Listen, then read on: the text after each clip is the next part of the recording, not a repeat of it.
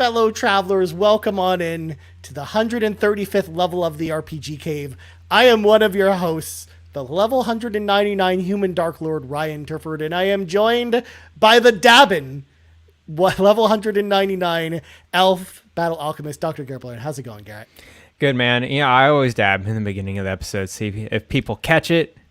I'm just going through, strafing through as a little battle alchemist. One of us has to appeal to the Zoomers, and I guess that's you. The Zoomers. Is that Gen Z? Is that what we call them? I don't know enough about Zoomers to be able to answer that question. All I know is they like to dab. That's the only thing I know. They do like to dab, and I think it's according to Fortnite or something. I don't know. Look, it's either that or TikTok, and TikTok doesn't make a whole lot of sense to me. Apparently, in the U.S., we're banning TikTok, so this is going to be pretty interesting. Yeah, it's going to go the way of Vine pretty soon. Yeah, no, it's interesting because for people who don't know, U.S. passed a bill and it went through Senate, it went through the House, and President Biden signed it. And I can't believe we're really going into it and spending so much time on it. But here we are, forcing a ban of TikTok unless they sell their assets, and they don't want to sell their assets, which makes completely sense. It's like of course you don't want to sell that off, and so anyways, it's a whole conundrum now. It's a whole kit and caboodle, as they say at this point. Yeah, it's a whole. I can't believe that there's so much time wasted on that. If I'm being honest. Yeah, no, and they did it. They just passed it through. I'm like, all right, we could do a lot of other things, but apparently we're banning TikTok. So nice, cool, nice. Awesome.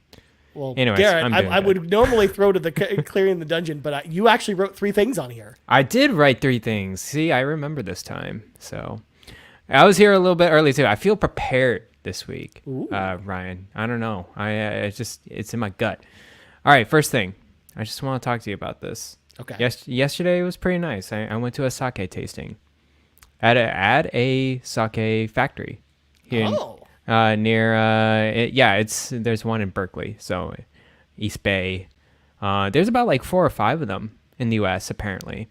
But anyways, it's a company from Japan that just one of their factories over. Had some sake. Had some tastings. Pretty interesting process. The rice and the fermentation. A lot of chemistry going on in sake making. Did you know that? I did not. Well, Star Athena, first of all, says, I've been there. Yeah, no, it's super cool. It's a super cool place. They're very nice, very generous people over there. Do a lot of tasting and historical kind of. I was going to say, because I know some stuff about sake, but I've never had sake before at all. Yeah. Even when I went to Japan, I never had sake while I was there. I guess you don't drink as much, do you? There is that too. Oh, okay. Yeah, that makes sense. It's fine. I feel like personally, sake is kind of lower tier of all the alcohols. So at least for me, it's nice. You can have a very nice sake and have a very nice time, and there's a mood for it, but I prefer other things. Yeah, because even when I used to drink, because there was a time, Garret, there was a good 15 years where I did drink. Yeah.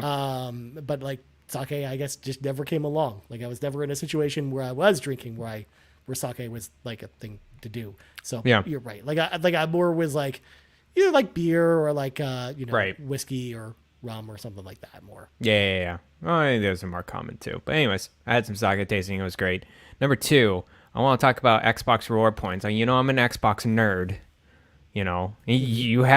I still can't believe that's a shirt with blue text of Xbox. I just don't understand why that's a thing, but here we are.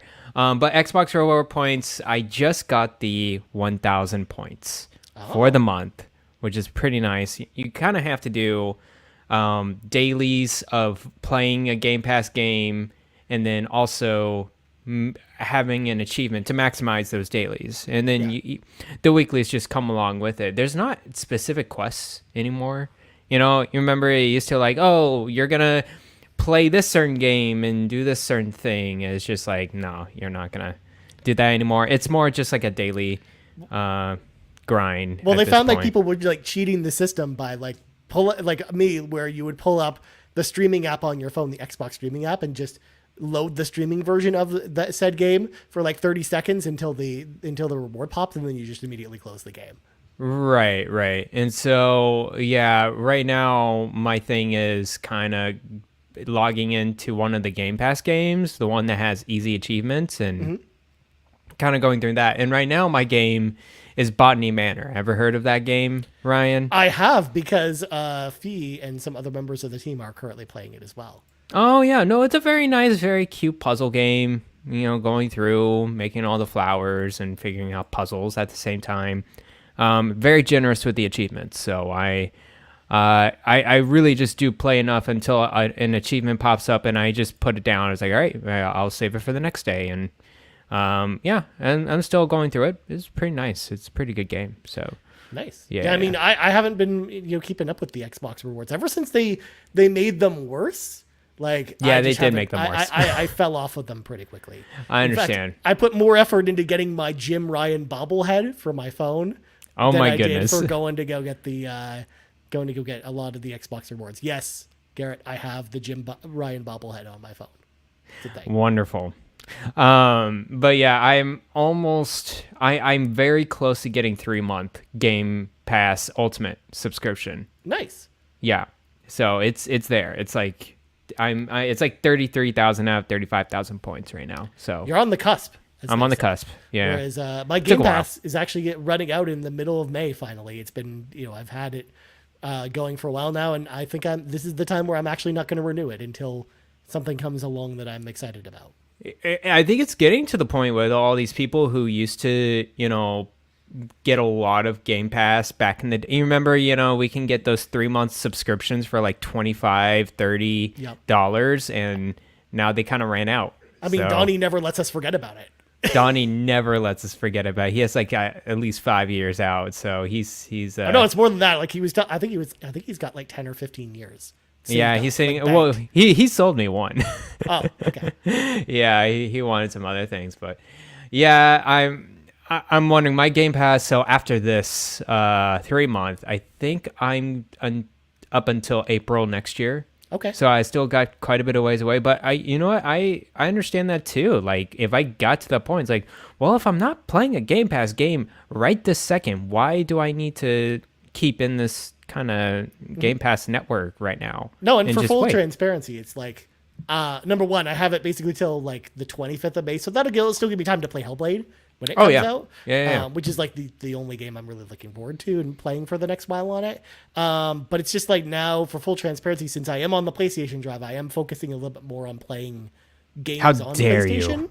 How dare you? Like, just I am purposely trying to be more invested in the PlayStation ecosystem a little bit. So makes sense, dude. Yeah. So yeah, it's just Game Pass is awesome, but if I'm not using it, I don't want to keep paying $20 a month for it, Canadian.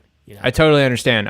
PlayStation Plus is ending for me in May, the essential one, and I'm not renewing it at all. Like I don't have any use case for it. I mean, it's cool to have the PlayStation Plus games, cool to have cloud save, and I'm just like, well, that's my one console. Yeah. I'm not playing as much PlayStation Plus games at all, so I just it's my first party machine. Yeah. And plus my third party is enough like online games too, because I think that. Yeah, I'm not playing online games on there too. So. Because likewise, I don't have PlayStation Plus right now, but like I don't need it to play Final Fantasy 14 online because it has its own subscription. Right. Sounds good. Yeah. Well, there's your one subscription for gaming is Final Fantasy 14, so you don't really need much else. Although World of Warcraft's new expansion's coming out this year, so I will be signing up for WoW sometime before the end of the year as well. So the MMOs just suck you back in. That is kind of how that works. Yeah, pretty much. Yeah. Third thing is, have you seen this announcement? I already had this prepared. Okay, I'll let you go through. Let me it. screen share this. This, of course, is my goodness. The Hatsune Miku part 1 of 4 secret layer drop for Magic the Gathering. 6 Hatsune Miku themed cards, Garrett. As soon as I saw this, I immediately took to Twitter and was like, oh my God, this is the coolest thing ever. Because what they're doing, Garrett, is they're actually doing it by seasons. So each season throughout the next year, next 12 months, they're going to have a different one of these come out with 6 cards in it based on the season. So this season this set is summer, because summer's coming around the corner. Yeah. But then you're going to get fall in the fall and then like a winter one. So I'm really excited. As someone who, like me, who plays Magic the Gathering a lot, Like this gets me like super stoked. I love this. Yeah, this is these crossovers with Magic the Gathering just it amazes me. I think they saw probably Fortnite and probably other things and are like, wow, we can do that too. Like we can just license and collaborate with others to get a lot more people attracted to Magic the Gathering. And I know the Fallout one's pretty popular. Well, they announced it's like one of the most popular sets ever for Magic the Gathering. Yeah. It just came out at like the perfect time when the show was super popular. Yeah, and now I applaud them to reach out with these different IP because these are probably for different crowds, different audiences, and that's really cool of them. I really like the card designs. They're all different. Like it looks like different artists, like clearly different art styles, and that's usually when they do that. Like when they have a central theme like this, they'll usually get 6 different artists. In this case, 6 different Japanese artists. Oh, so cool. Then do the art for each individual card. Sometimes they'll do like a secret layer like this, which is like an individual drop that is like focused on a specific artist.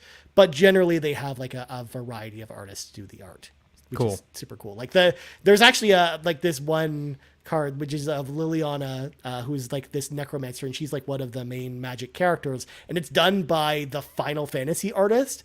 And it's like one of the coolest cards I've ever seen in real life. It's so cool. Like it's nice. it looks just like the art from Final Fantasy. It's so cool. And there's another one too where there was this like a robotic ninja character that they did from this futuristic Japanese set that was done by the artist who does all the Metal Gear art, so he looks like Raiden from Metal Gear.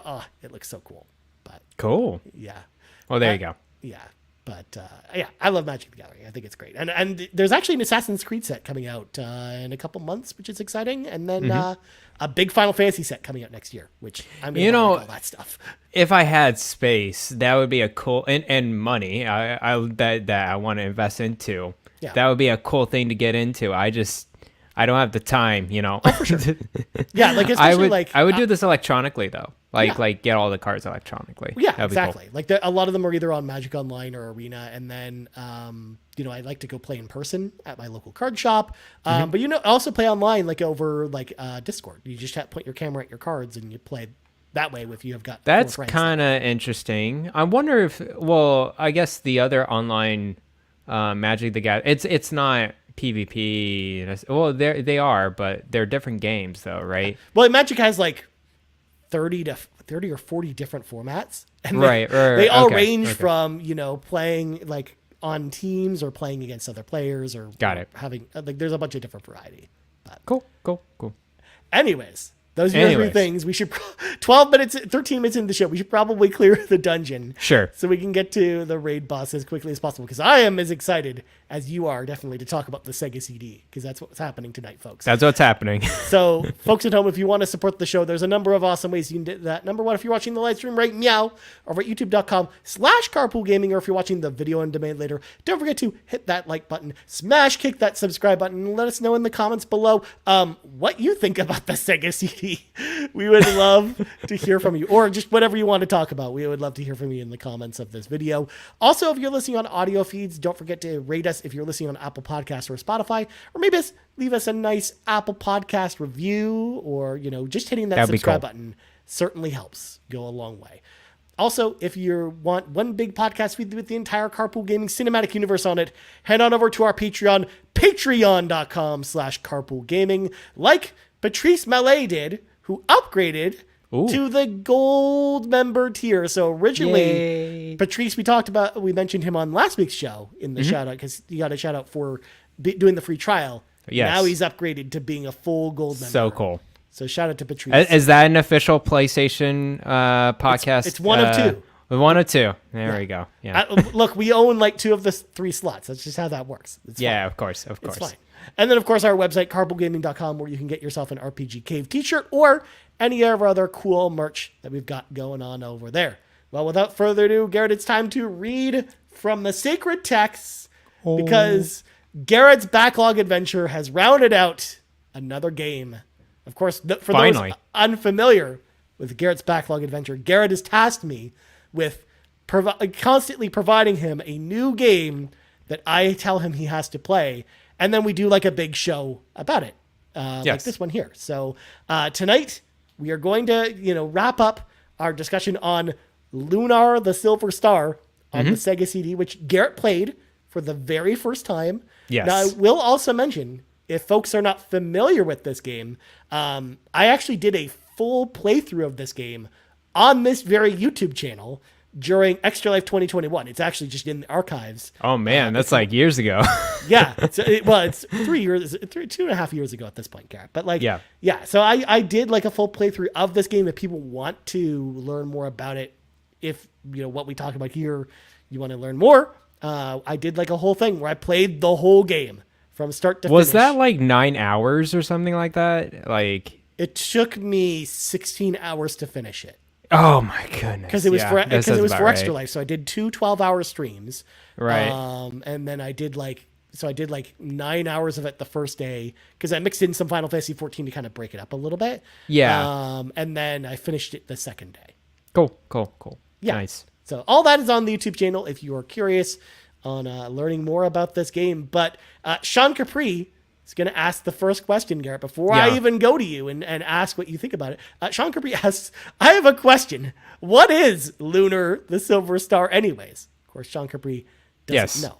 So, of course, before we get into this, Garrett, we should probably do some fun facts. Let's do some fun facts before we get into it. Yeah. I want to delay a little bit your thoughts before we, at least talk about the game at least a little bit from an outside perspective. So number one, Lunar, the Silver Star, originally launched in Japan on the Sega CD on June 26, 1992, which is an old game at this point. Now, this game originally was not supposed to release outside of Japan. Luckily, the North American version did eventually come out in December of 1993. So a year and a half later, because it was that time. We've talked about it on the show before, where like back in the 90s or even the early 2000s, like games in Japan, sometimes it would take a year or two for them to come out from their Japanese release, essentially. But Game Arts, the company that designed it, first of all, most people may know Game Arts from the Grandia series, which is kind of like their newest series. And then they also did like a bunch of shmup games and like side-scrolling platforming games. They felt at the time that when they were starting to come up with the development for this game, that RPGs had stories, but they didn't really use effective storytelling techniques to really, tell an effective story. You had games like Final Fantasy and Dragon Quest that had stories in them, but like a lot of people who go back and revisit those games now just don't see that they tell the story very effectively. I see. A lot of it you kind of have to pick up from talking to NPCs and stuff like that, or it just doesn't present you the story in an interesting way. So what they wanted to go out to do there is utilize the power, Garrett, the power of the Sega CD in order to create like this brand new method of telling stories in role-playing games, which then, in a lot of ways, I've talked about this on the episode about the Lunar series in particular that I did with my brother, not a few years ago, but like Lunar, the Silver Star in a lot of ways was a very important game because it set up and was essentially the precedent for how PlayStation 1 role-playing games would tell their stories. Through cutscenes, through voice acting, and all that stuff, like using like movie-like qualities to tell the story versus just having it be just a wall of text, like a lot of other RPGs at the time. Right. Yeah. So it was a very groundbreaking game at the time it came out. Now, since Game Arts, again, mostly released non-RPGs to create this game, they actually created a whole studio just devoted to RPGs called Studio Alex. And they, of course, handled all the Lunar games going forward and then all of the Grandia games, basically until those series retired and Game Arts kind of got bought up by other companies and kind of went out of business at this point, which is too bad because they made some good games. Originally, though, Garrett, this game was a whole lot longer. There was a whole lot more to this game because they cited that over 33% of the game was cut out in order to make sure to get the game out for their deadline in June of 1992. Interesting. I wonder why why did they have a deadline in the beginning? I guess it was just financial related. I think that has a lot to do with it. And I mean, we know that games usually have like an internal deadline of when they kind of have to be out by. Right. Or when the company wants to have them out by. So I think Right. that played into it a little bit, especially like back then. That was much more common than it is nowadays, where, Okay. like game delays just didn't happen all that often back then, where like not nearly as often as game delays now. Like game delays are just much more normal. They got to like put it out the window, and they literally had to put it all in that physical media, that one version. Yeah, they can't update it yeah. later or anything like that, or add Right. DLC, right? So Right. yeah, they had to kind of get it out the door at a specific time, and they just didn't have enough time to kind of flesh out whatever else they wanted to do with it. Although we don't really know the full story of like what that was actually going to cover, and I actually think the game this might have actually worked out in the game's favor, because I think, as we'll probably discuss, I think the game is actually probably long enough. It's pretty long. I was surprised how long it was for a 1992 game. Like, I was just like, dang, dude. Yeah. I mean, it's up You're there going with something for it. like Final Fantasy VI or Yeah. some of the other Square soft role-playing games at the time. Like, they were all kind of similar in length. Chrono Trigger was like one of the odder examples where it was like 10 hours, right? Like, there weren't a lot of games that were like that. Of course, though, when it came to the North American version, like I mentioned, they never actually planned on releasing this game out of Japan. But Working Designs, the studio that actually did the localization, which we did a whole deep dive episode about a long time ago, where we talked about their history and stuff like that. This was Working Designs' first game, and Working Designs as a company were basically formed simply to do localization. In fact, they were the very first third-party studio that was specifically designed for the purpose of localizing games. Interesting. Which is interesting, because it's like way more common now that that's a thing, where they might outsource the localization to someone else. Like Nintendo does it all the time. Sony does that with some of their stuff. Like a lot of the companies do that now. But back then, they were kind of the first to do that. And not only that, but they were the first really to set up, voice acting booths and stuff like that here in North America for a lot of games. Because like at the time in 1992, the games didn't have voice acting. There was voice samples sometimes, and there were, some FMV games. Like this is around when FMV games started to become more of a thing, whether it was on PC or on the SegaCD.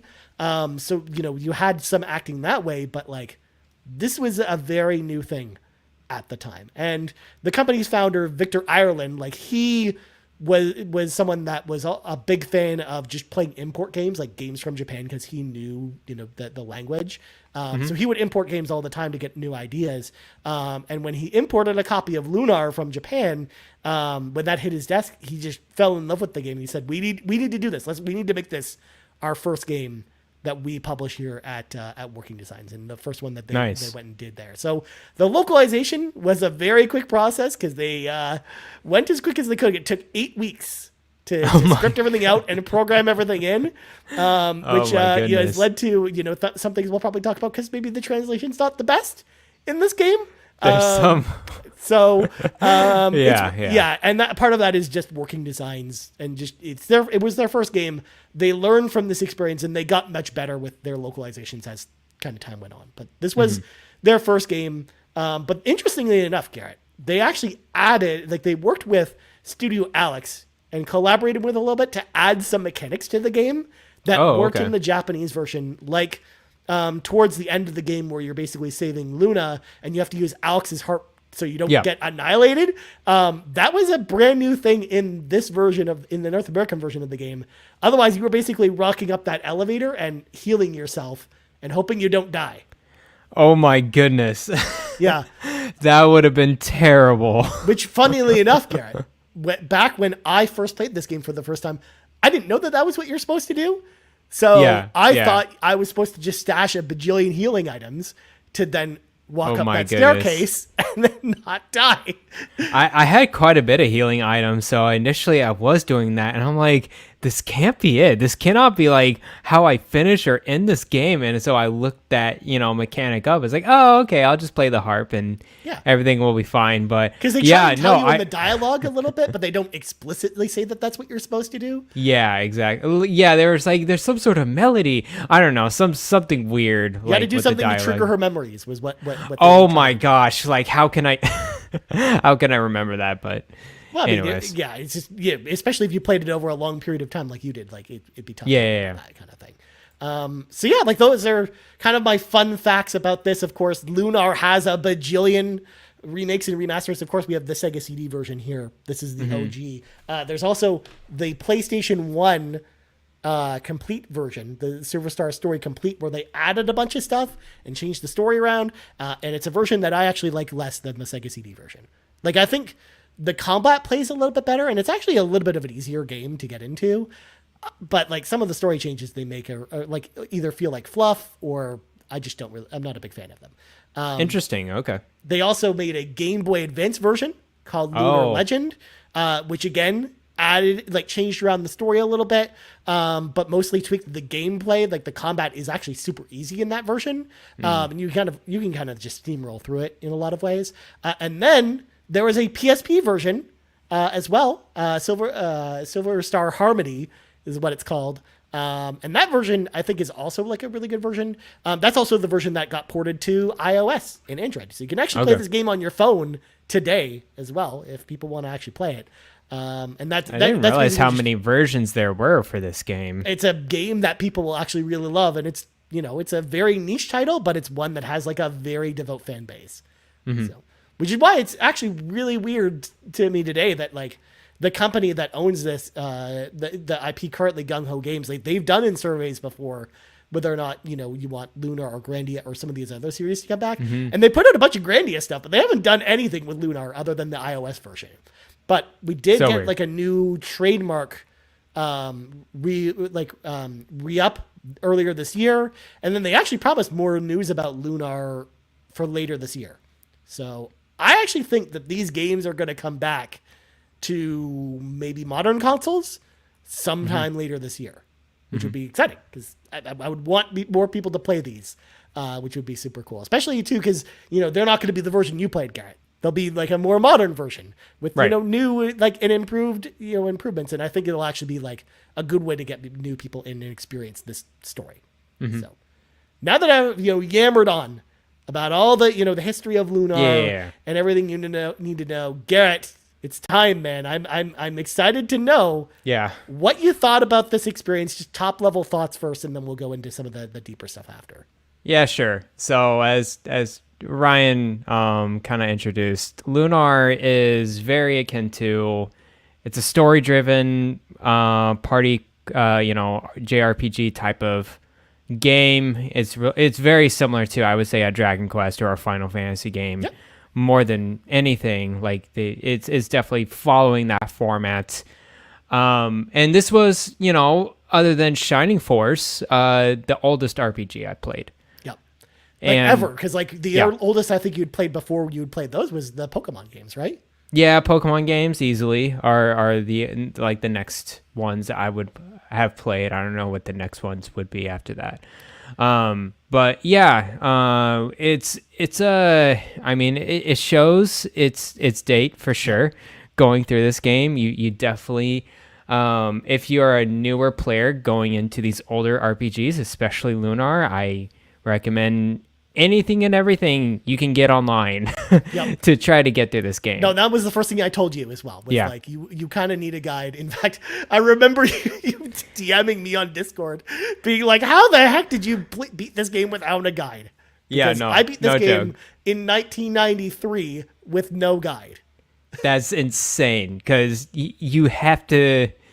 There's a lot of backtracking in this game. There is. Yeah. You have to really pay attention to the dialogue in the game and talk to everyone. Yes. You talk to everyone and figure out where to... You're supposed to go specifically, even with a written... So I actually used GameFAQs written guide. And that was actually that was posted in 1999. Of course. So a little bit afterwards, I think. Yeah, I was gonna say all of those, like a lot of those GameFAQs started in the late 90s and are still around because they're still just as useful now as they were back then. Yeah. So I'm seeing this May 17th, 1999 by Walter Williams. Yeah. I mean, I don't know if you knew this, Garrett, but all of Colin Moriarty's facts are still all up for all the games facts for Final Fantasy VI and stuff like that. Yeah, isn't that crazy? That's pretty cool. From the early 90s or mid 2000s. It's just weird to think about it.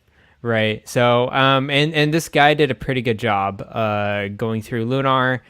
there were certain things he did not explicitly say to do, and so I had to do some extra research. I had to look up a video guide on some of these things because there was just I think I think it's just a little bit too like zoomed in like into the map, because you go through dungeons, and these dungeons you kind of need to have some sort of eidetic memory of some kind. Well, I was gonna say, because like all the walls are very similar, so it's easy to get lost in some of them.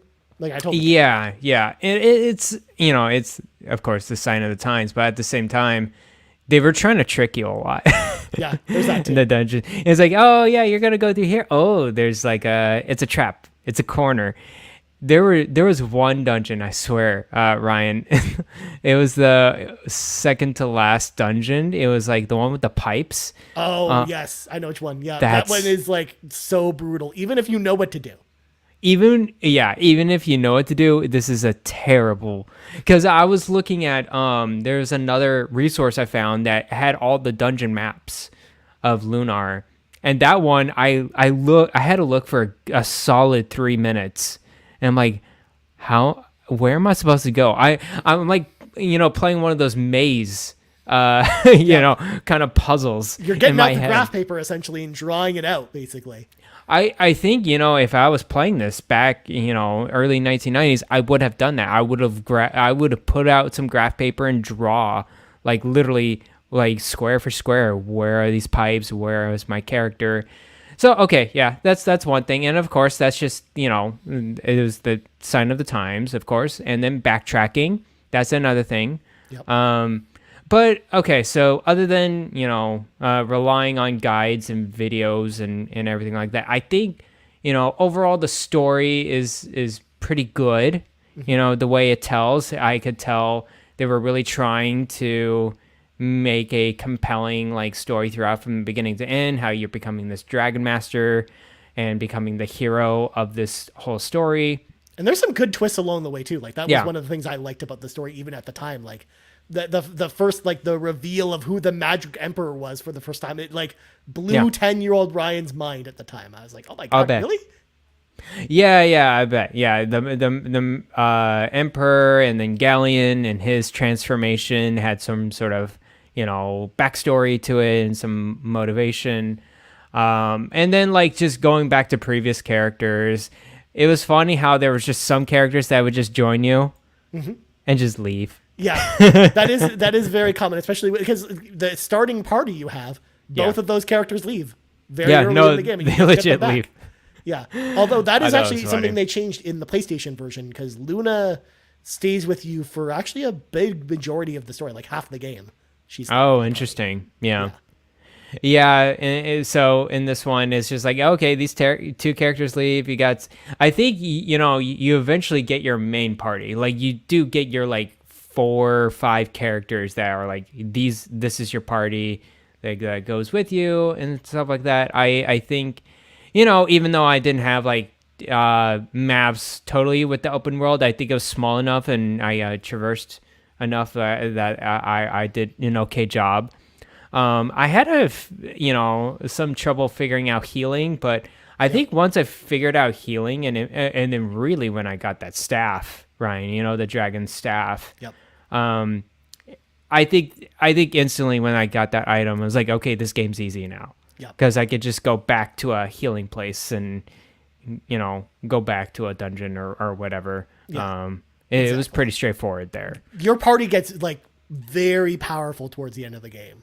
So, yeah, and there's a lot of great stuff. Even when like Alex gets all the dragon masterpieces and stuff like that, like he's like ridiculously overpowered at that point. Yeah, he's like a legit tank and overpowered. And so yeah, let me get into the combat a little bit. It's definitely unique. It's definitely different than any other RPG I played, where it's turn-based, but it's also movement-based too. And so, yeah, you kind of have to go back and forth with that. Yeah, it actually reminds me of D&D in that way, where like your character has to each character has a certain movement stat specific to that character, and they can only move so far. And if they can't, hit the enemy that you're targeting, then they'll just walk up to them and just stand there. Yeah, exactly. So, you're gonna have to figure out if you need to flee, you need to go, or like, do you need to do a range attack, a magic attack, or a physical attack? It had those typical kind of turn-based, RPG mechanics. I enjoyed very much so. And then, yeah, of course, there wasn't much grinding. It was just kind of going through and like you definitely. I mean, it's random encounters, so you definitely level up Yep. your characters quite fast in this game. And then, you could just go back and heal and go, get back into it. I was just saying, sometimes the random encounters are so plentiful. You'll get in one encounter, you'll take 2 steps, and you'll get another encounter.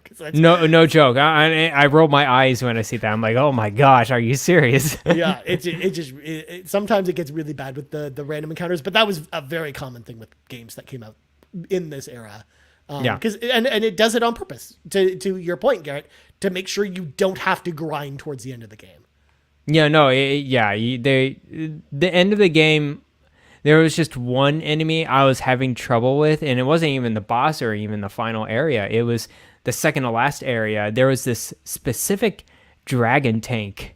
Oh yes, enemy. Yeah, it's just it's full of HP, and so it's just a sponge. Yep. In general. So, and then you don't want to get too close to it because it'll destroy you. So yeah, that was just the one enemy that I was like, okay, I gotta have to figure it out. But after that, you get to the garden and you can heal there, and it was pretty much straightforward from there. Yeah. One of the things actually, like one of the, like, I'm glad you brought that up because like one of the enemies that really tripped me and my brother up when we were playing the game back in the day, and we didn't know that what the strategy was supposed to be, was the bronze dogs found in the cave of trial when you're going to Vane for the first time. Right. Where you're supposed to use magic and kind of have Alex flee and use the flee as like an actual mechanic to get away from the enemies. But like we didn't know that was the way that worked. Oh, so like no. we were just spamming magic attacks, and like the dogs would catch up to Alex and kill him very quickly. And that was back when that was at the point in the game where Alex is your only party member. So that's it. If he dies, it's over. You have to start over. Oh man. Yeah. So I, of course, I played this on my Steam Deck. So I had emulators, had save states, had a load state. So it was pretty nice to not, use the typical save. But actually, I was pretty surprised that you could just save anywhere. Yeah. In this game. Yeah. Like if you know a boss is coming up, you can save like literally 2 steps before the boss if you want to. Yeah, and there's 3 save states, so it's just pretty generous of you. You want to look back. Although more generous than Dragon's Dogma 2, by the way. Garrett, if you were playing on an actual SegaCD, if you didn't have the memory expansion module, which is a special cartridge you put in your Genesis to then give it extra memory, you would only be able to use one of the save slots. Okay. And then and if you wanted to save in another game on your SegaCD, you would have to delete your Lunar save. Oh boy. Look, because that's just how big the saves were for that game back then. Like there wasn't enough memory on the console for it because you have to remember the Sega CD was originally designed for more FMV games and not big RPGs like this. So I see. They didn't take that into consideration when developing how much memory the console should have to save with. Interesting. Okay, well, yeah. In the emulator version, you got 3 save states.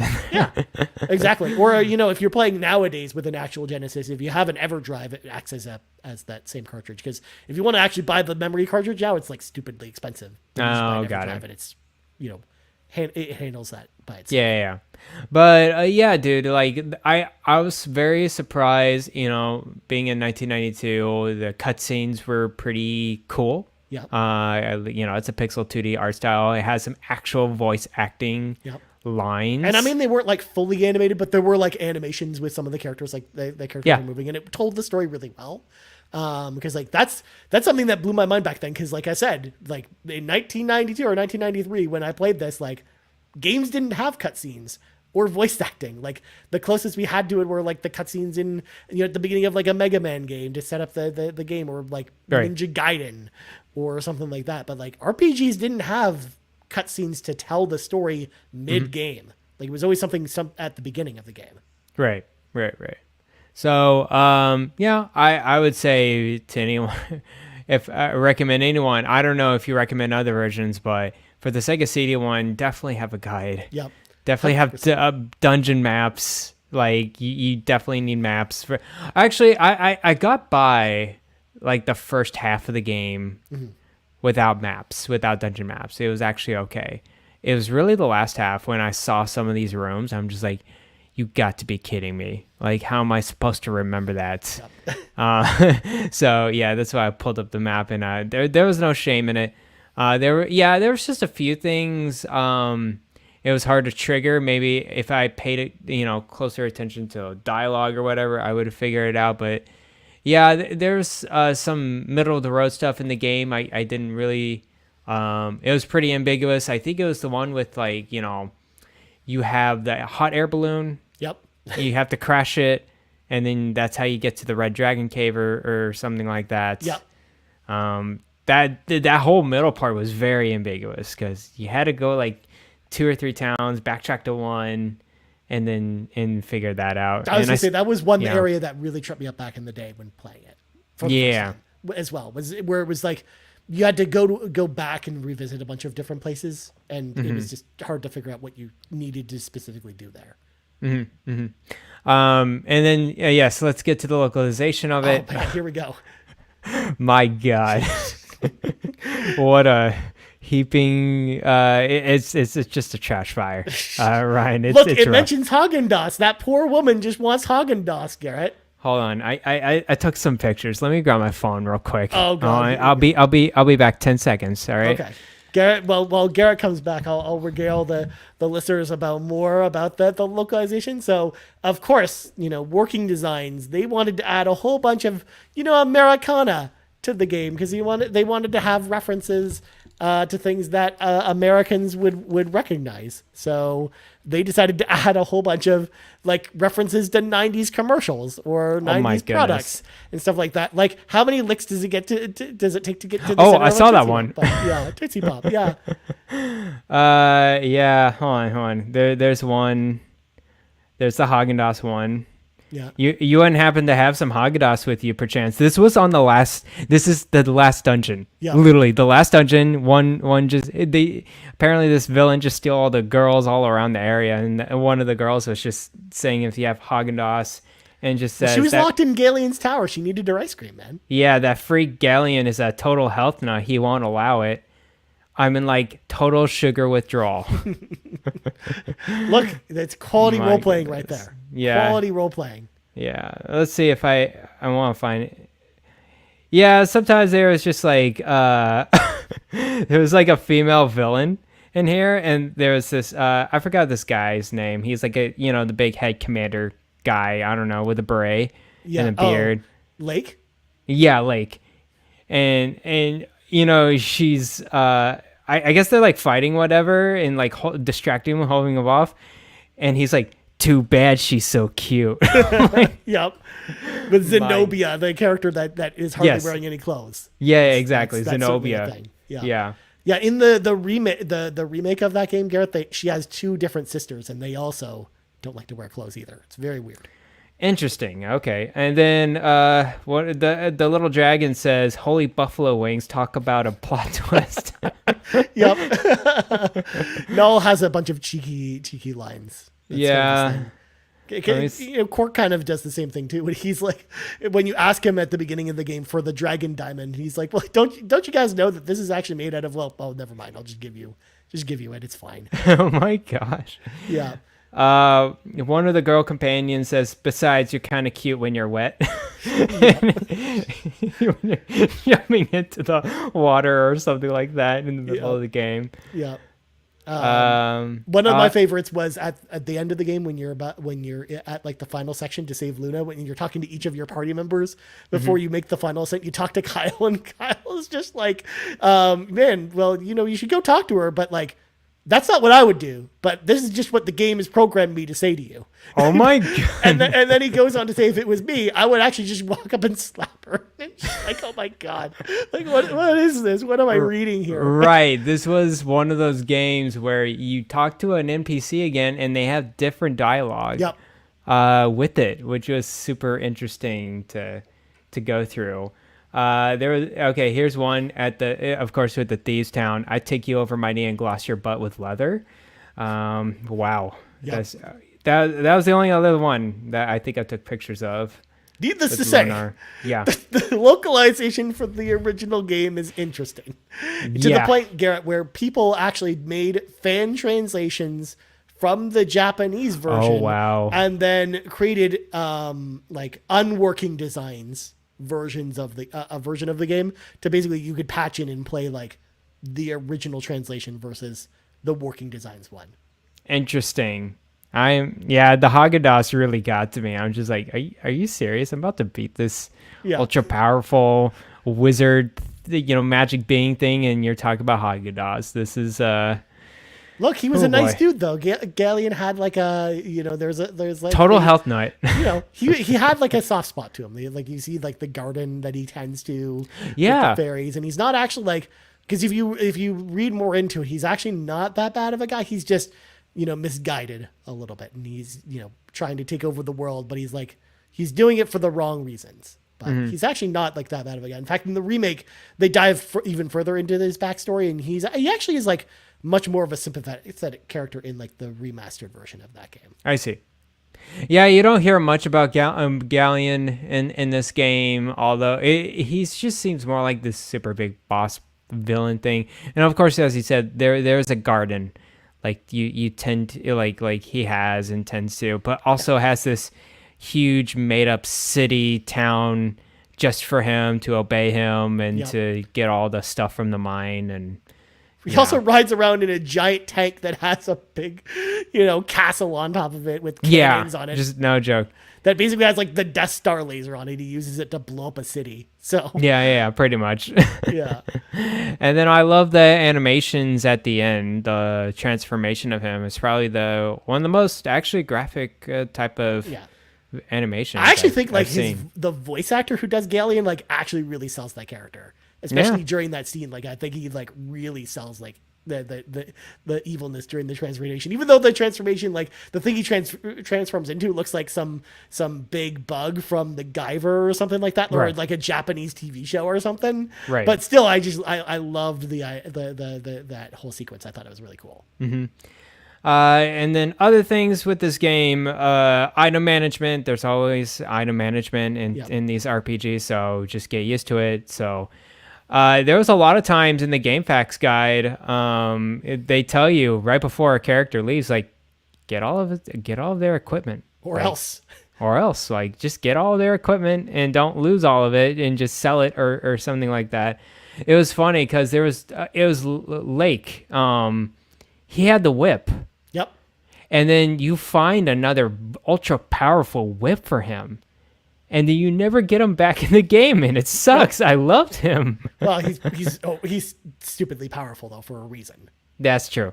But yeah, I had I took his weapons and equipment away. Well, also Tempest as well. Like you have Tempest like join your party for a little bit, and I actually really like Tempest, and I was actually sad to see him go because I thought he was a great character, and he had he was pretty powerful too. So his whip attacks and stuff. Yeah, those were the kind of intermediate characters. Of course, you had the two beginning characters. Ramus is your favorite, clearly.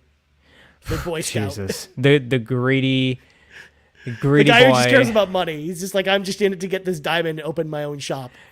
And then he did it and he left. Yeah. And it's just like, we're done. But then did you go back to Ramus's shop like before the end of the game? Yeah. So then he just gives you all the stuff for free? Yeah, he gives you all the stuff for free. I'm very curious. I don't know how you figured out where the castle was at the end of the game. Did you just check everywhere?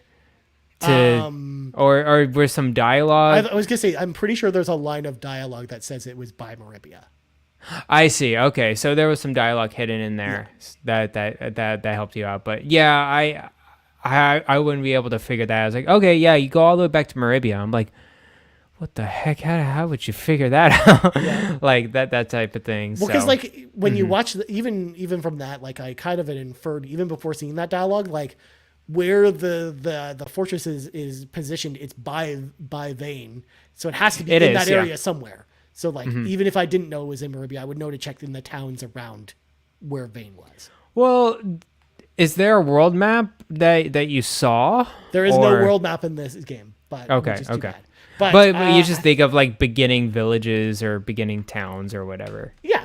And in fact, I'm just pulling out the instruction manual because I think. Oh, the instruction manual had it. Okay. Might have. Maybe it's not in this version.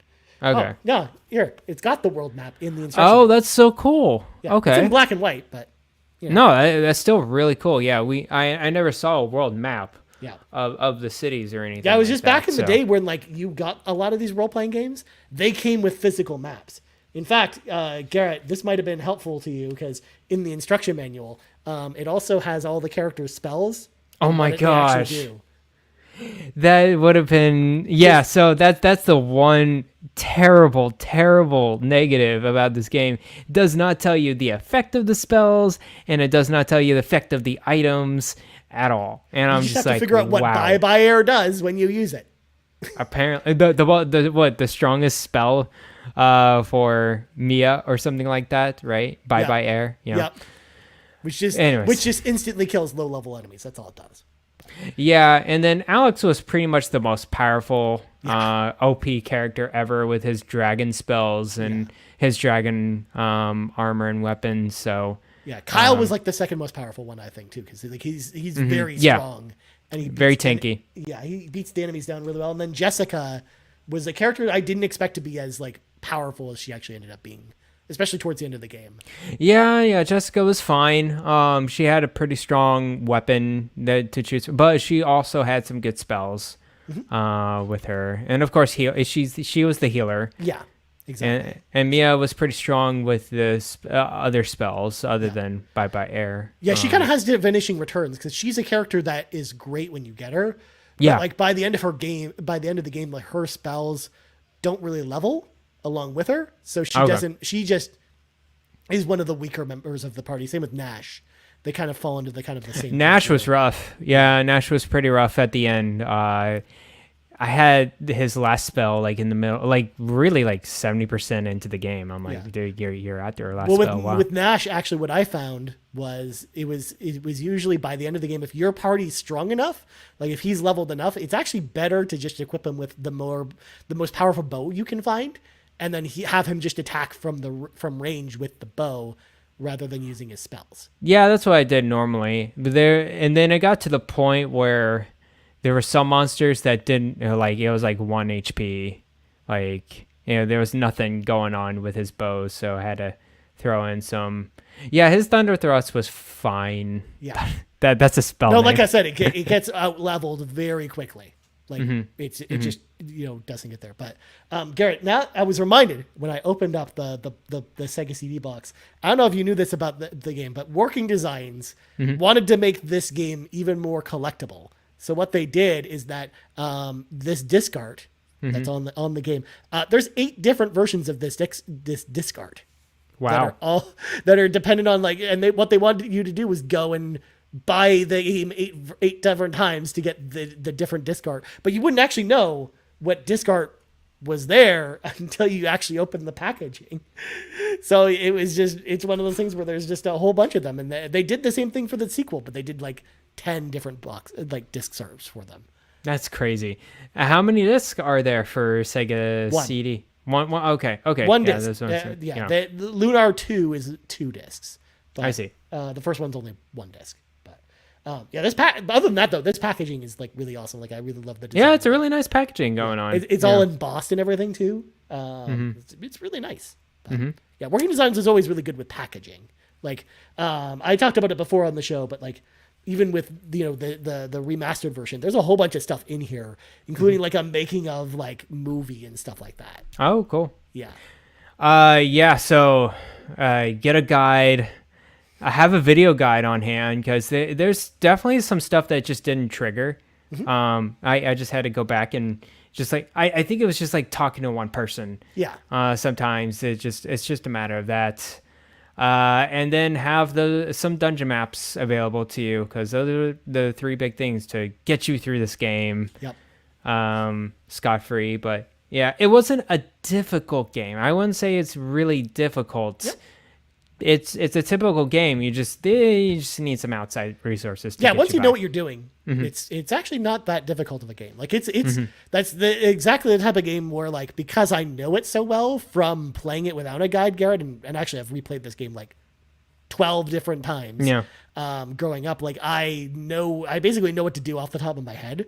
So I can play it pretty easily. Like it's actually one of the easier old school role playing games to actually revisit for me because I know what to do. But yeah, like the main thing is, Garrett, first of all, I want to thank you for taking the time to actually play this game because and indulging in my, crazy whims of making you play a Sega CD game. Cause like, this was a very important game for me. I've talked about it on the show multiple times, but one, it was like really my true gateway into role-playing games after Shining Force 2. It was also my gateway into anime because I could see that with the anime cutscenes, and then seeing Sailor Moon come on TV like a year or two later, and then kind of it finally clicking in my head that they're like kind of connected together, like that. Like it's a really special game for me, but also too, like the Sega CD was like a big part of my childhood. Like it's a system that even though I didn't have a ton of games for, it was a system I played a ton and really, really enjoyed the whole experience of playing games on Sega CD.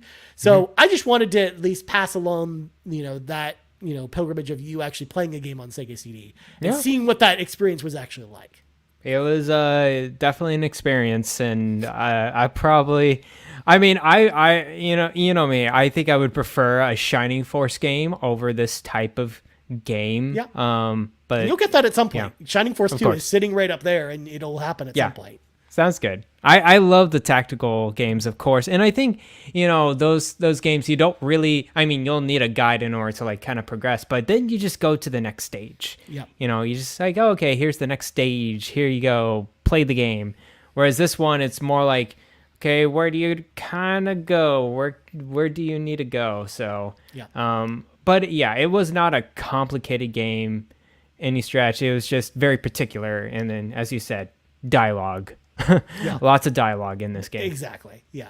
And yeah, like I think I'm glad that we did this. I'm glad you played a Sega CD game finally. But also I also love the idea of showing you as well that like, most people like don't talk about Sega consoles being good for role-playing games, but like there were a bunch of good role-playing games on the Sega consoles, whether it is Genesis or Sega CD or eventually the Sega Saturn. Like Sega, even though they're mostly not known for role-playing games, there's some quality games on there. There's definitely some well-known role-playing games on the Sega consoles for sure that I think I recognize too, right? So I'm glad to pick apart through that, play some of them.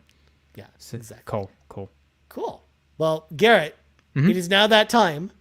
We now need to assign you a brand new game to play. Yep. Going forward, but you already know what this game is because we already talked about it ahead of time. Yes. Because you're going to be playing Final Fantasy VII. Yes. For the first time. Yes, Final Fantasy VII Classic. OG. Final Fantasy VII. And I wouldn't say the first time, but it's definitely third time's a charm. I'm going to get through this. No, you're going to finish it this time, or else. I'm going to finish it. Yeah, exactly. I'm going to finish it or else. That's the type of mentality. Yeah, well, please, we did that with one of the games. Like, it's one of those things where we've mentioned on the show before. If Garrett's not enjoying a game, I'm not going to force him to play something he's not going to like. But yeah, like I'm interested to know what you think when you actually finish Final Fantasy VII, so then eventually you can play Remake or Rebirth. Yeah, and of course, it's just a me thing because I just keep hearing people say, hey, you'll get a lot more out of Final Fantasy VII Remake if you play the original. And I think because of the story beats and because of the connections with these games, I completely understand. So I definitely want to go through OG Final Fantasy VII. And I really enjoyed of what I played. It's just things happen. I had to drop it off. I'll probably be playing it on my Steam Deck though. I have the Steam version of this game on there, so that's what I was going to recommend that you should play. Like either that or the re-release on PlayStation or Xbox. Like one of the two of those, because like they give you the extra options as well. Like you can speed up the battles. Or you can, if you're having trouble, you can use the God mode if you want to. I like the fact that those options are there.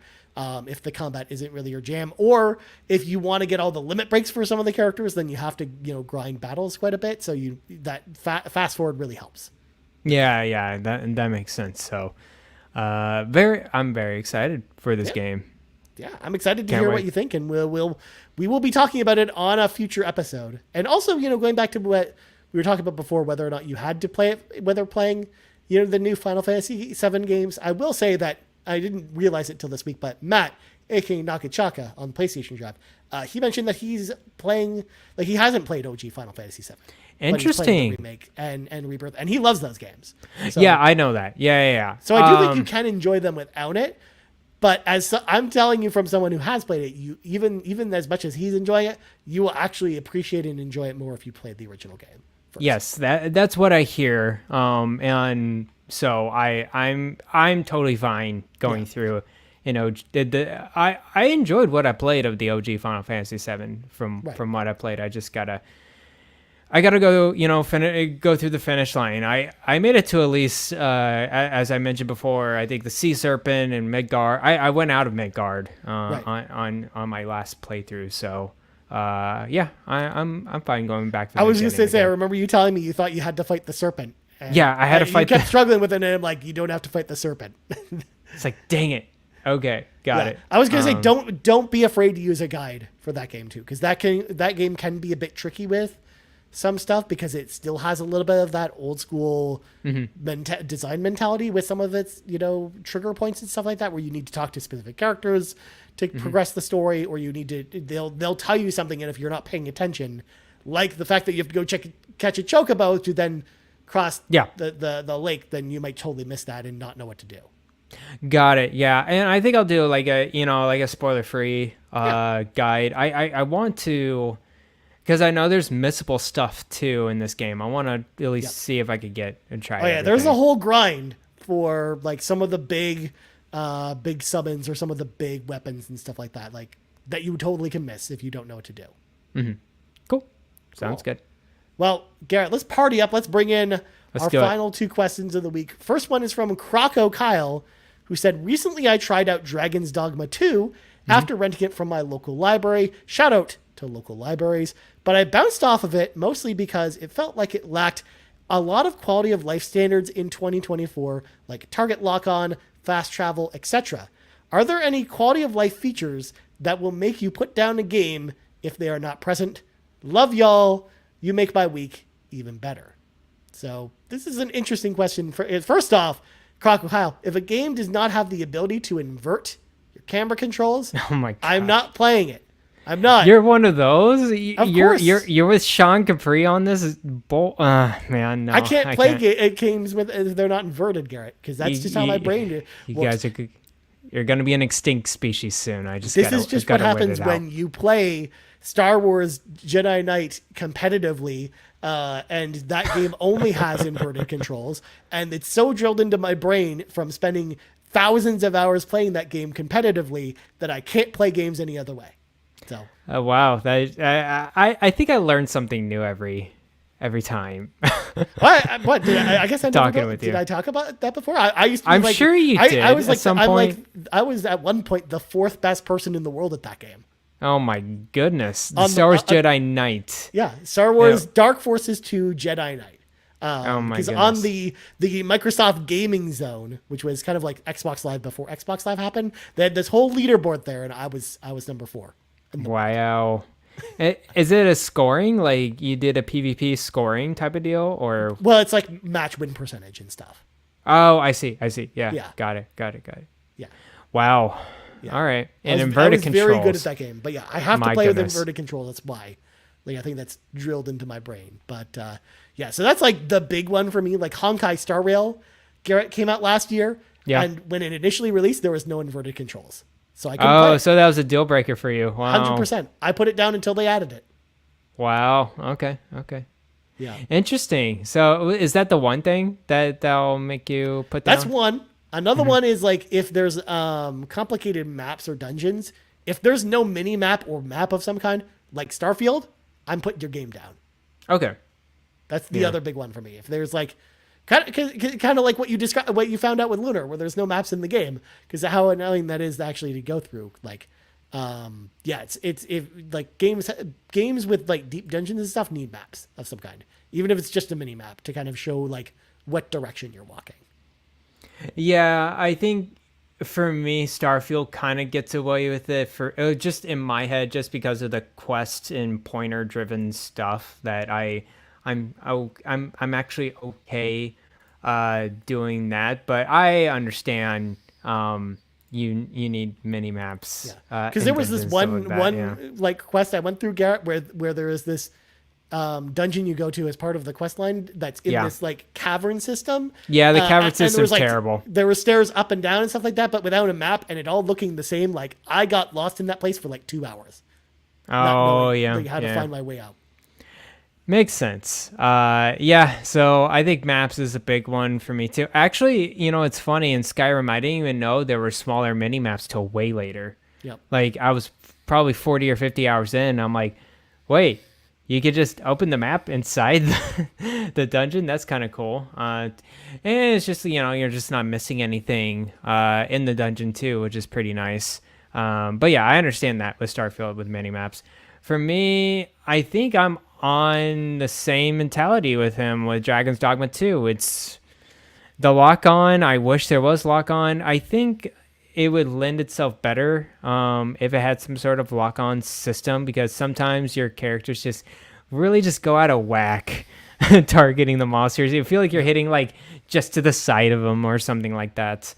And then also fast travel, man, I did enjoy playing the game like for the first, I don't know, 20 or 30 hours, just going through. I was like, oh, cool. Yeah, it's an open world. I don't have fast travel. It's fine because I'm just, going through the world and it's unknown and unexplored. And then it got to the point where like, yeah, you need to go back to this first town and, go back to this middle town. And I'm like, okay, I got 2 port keys. Are you serious? Like, we're going to do this. We're going to fast travel over. I'm going to have to take a freaking ox cart to God knows where, and may get hit by monsters. It was kind of a bummer. There was some just other things, and the enemies, the enemy encounters is pretty big in Dragon's Dogma 2. That's the other big one, where it's just constant. There's no break, and there's no break between enemies. There's no break in between two, like, you can have 2 or 3 big monsters just compounding on each other. It's kind of cool and dynamic, and they can fight each other, but at the same time, you're getting just thrashed with your whole party too. But yeah, I had to park Dragon's Dogma 2. I couldn't play anymore. I got to the point where it was not fun, and I'm like, okay, I know my limits to this game. Gonna park it there for now. Let's see if they add anything extra later, but I'm not having fun anymore with the game. So that's how I felt with Starfield as well. Like I'm actually excited to see what's in like the next, because like Bethesda talked today about how they've got like an update for Starfield coming soon, with the expansion coming out later this year. So I'm curious to know what they add to that, because I am looking for the opportunity to go back to Starfield at some point. Yeah, me too. I got 70 hours into that game. I still haven't finished the campaign, so I think I'm on a kind of a pause right now with Starfield, and I'll get back to it when they have some sort of bigger update. Display mode, even before the expansion. I think I want to beat through the game before the expansion, so I'll definitely go back to it. I'm looking forward to it. But yeah, I'm kind of at a standstill right now with gaming. Well, Final Fantasy VII, of course. I got that assigned. I mean, there's no fast travel in that game, Garrett. So you're just gonna have to walk around the map. I mean, eventually you get like vehicles to get around the map when you need to. Okay. Yeah. Cool. Because that's what a lot of old Final Fantasy games do, is they'll give you like when you get to a point where you have to go to a big enough part of the world, they'll give you a boat or an airship or something like that to get around a little bit easier. Yeah, but also, speaking of fast travel, I mean, it's going to be interesting to see, because we talked about it on last week's show, Metaphor Refantasio, with the bold move of no fast travel in that game. So yeah, I think that's a little different because the traveling itself is playing the game. Yeah, that's true. But there's no fast travel, as far as I know, in the cities themselves, though. So if they're like too big, that might be annoying. Yeah, I guess that you could say the same argument for Dragon's Dogma 2, but they really, I don't know. I feel like it's a little bit scummy when you have a microtransaction of a port key of, Yup. I don't know, That's just a Capcom dollar. for you. And I'm like, really? I can just do that? And then, of course, another person's like, oh, you need to just go through the map. It's part of the fun. It's part of the game. And I'm just like, I don't want to go through constant waves of enemies at every point and then just struggle to get to the next campfire. It's just like But, what would happen you know. if you had to just play Lunar constantly, just going just in the map and then hitting random encounters over and over again. Exactly. No, that's exactly it. And then without a teleportation at all. You don't have the dragon staff. I mean, with God you. forbid, Lunar on the Sega CD had fast travel Yeah. with the dragon yeah. wings. Like, It's kind of crazy. So I mean, of course they had the ability. They just for design they choice, just chose not to.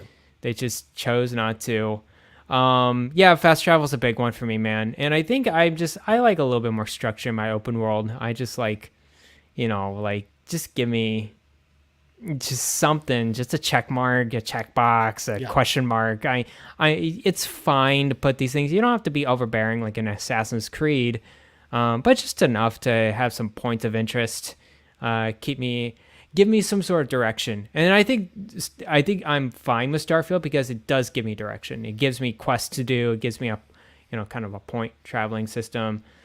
Yeah, that's pretty much it. And then even with turn-based games, I'm fine with like save points being a little bit sparse, but I really got to the point of like, okay, I need a save button on the menu. Give me a save button. Yeah.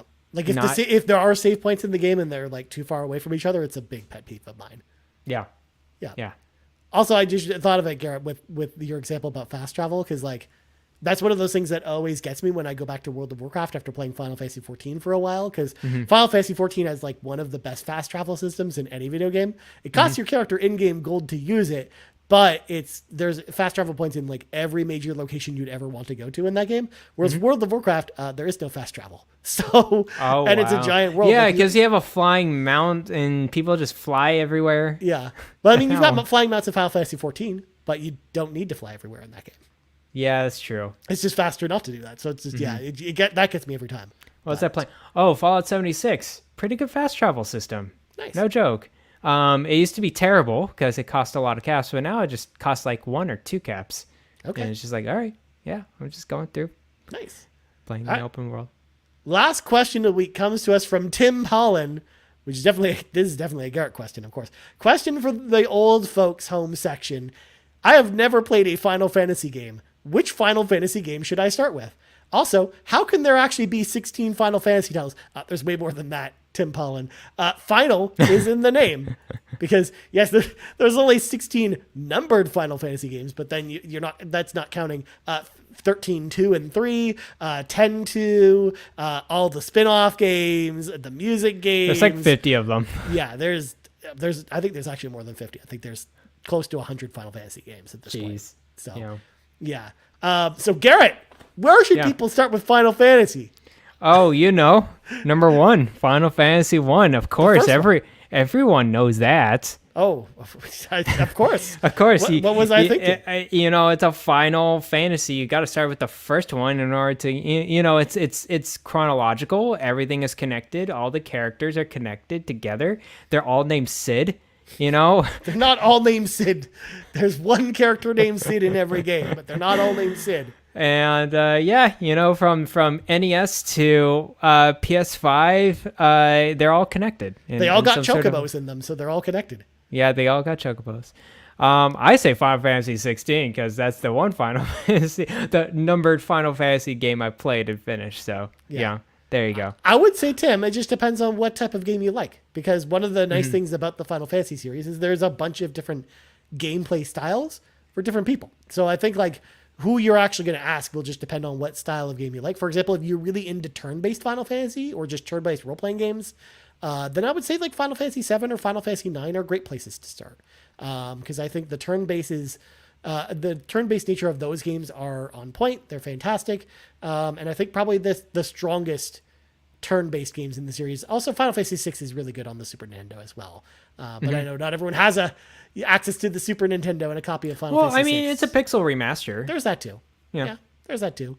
But also it's like the pixel remasters are only on PC, Switch, and PlayStation. Like if Tim Paullin, as an example, is an Xbox person, it's not on Xbox as an example. So the 7 re-release and the 9 re-release are just available on more stuff than the pixel remasters. But you're right, Garrett. I think if you're actually into action RPGs, Tim, then Final Fantasy 16 is actually the best place for you to start. I think It's pretty good. Yeah, it's a really good game. It's a really good action RPG, or I'm calling Action it non-RPG. Actual action non-RPG. It's basically just Devil May Cry, but in Final Fantasy land. Yeah. So I think that's actually a great place to start. I mean, that's where Fulia started with Final Fantasy as well. Like I think a lot of people have been getting their start with 16, and I think that it's actually like a good place to start in the series if you're not super into turn-based stuff. Yeah. It's definitely the best of the action RPG Final Fantasy games. 100%. Agreed. Yeah. Well, that's the only one I played, so there you go. Yep. And of course, if you want the best rhythm Final Fantasy to start with, of course, that rhythm Final Bar line, it's right there. Go play it. And it's on sale on Switch. Go get it. But yeah, of course, I want you to absolutely avoid Final Fantasy X and Final Fantasy VIII. Those are the two ones that people say that it's like, oh, it's the best ever. It changed my way of view of gaming. It's the best thing since sliced bread or whatever. Just avoid them. Yeah. Okay, you don't need them. Also, Tim, just giving it a shout out there. If you like MMOs at all, Final Fantasy 14 is your game. Like that's the one to start with because it's got the best story of any of the Final Fantasy games. And if you like MMOs, it's a slam dunk. There you go. Yeah. I mean, that's, of course, I'm not biased at all, Garrett. I didn't just post tonight that I finally hit the 2,000 hour mark in the PS5 version of Final Fantasy 14. That didn't happen tonight or anything. My goodness. Yeah, it's fine. It's fine. I don't have a problem. You have the problem. Yeah. Anyways, we got to get going. But before we go, we got to thank all of our patrons over at patreon.com/carpoolgaming, starting with our ultimate producers, Jonathan Brown, the man behind the music on the Xbox Drive and the PlayStation Drive. You can find the link tree to all of his music over at Purple Monkey Entertainment at linktr.ee/PME/JIB. And Cwagmire, who humbly reminds you that the best babes are in fact Xenobabes. Again, links to all of our ultimate producers are always found in the description of our podcasts. Our platinum producers, Robby Bobby Miller and Tim Paullin. See, look at that. Tim Paullin in 2 places at once. The dang. And platinum producer. And our gold members, Adam K, Anna, Awesome Dave 1337, aka the Final Fantasy VIII Master, BobLoblaw, Brad Moore, Brian Reese, Cecily Carrozza, CowboyDangerD, CrocoKyle, Dan and Luma, Dannohh, Emily O'Kelly, Yon32, Patrice Mallette, Peje EP, Shane Erickson, Tim Aulph, and Toxic. Huge thank you once again to all of our patrons over at patreon.com/carpoolgaming. If you want to head on over there and hop in the car with us, you can choose the tier that's right for you. And now, Garrett plugs go. You can follow me on Twitter at Blind Explosion, and you can find me on the Discord. I'm reading all your messages in RPG Cave. I see you, Savoy Prime, trying to convince me to play East 8. I'm very, very close to, I'm in this rut, Ryan. I really am. I played some. I'm playing Fallout 76 a little bit. I'm playing some Game Pass games like Bolt Gun and Botany Manor and stuff like that. I need a good, kind of big RPG to play. Like a bigger, because Dragon's Dogma 2 was that feel until I just let it go. So maybe East 8, man. Maybe. It could be in the cards. You're going to play that in tandem with Final Fantasy 7? This will be interesting. Yeah, that. To see how this turns out. I mean, one's like an action-ish RPG that you kind of go through, and then there's Final Fantasy 7. That's a little different. So. I was just about to say as well. You're on like turn-based RPG number 3 from me that I've assigned to you. So it's like, I can get wanting to switch it up a little bit. Yeah, definitely. So there you go. That's it. Nice. As for me, you can find me on the old Twitter, aka X, at Ryan Turford. You can also find us on X at Carpool Gaming, right here, youtube.com/Carpool Gaming. Of course, podcast services around the globe. So for Garrett Bland, I'm Ryan Turford. This has been the 135th level of the RPG Cave. Only 15 more levels, Garrett, until level 150. Wow. Good night, everybody. Bye-bye.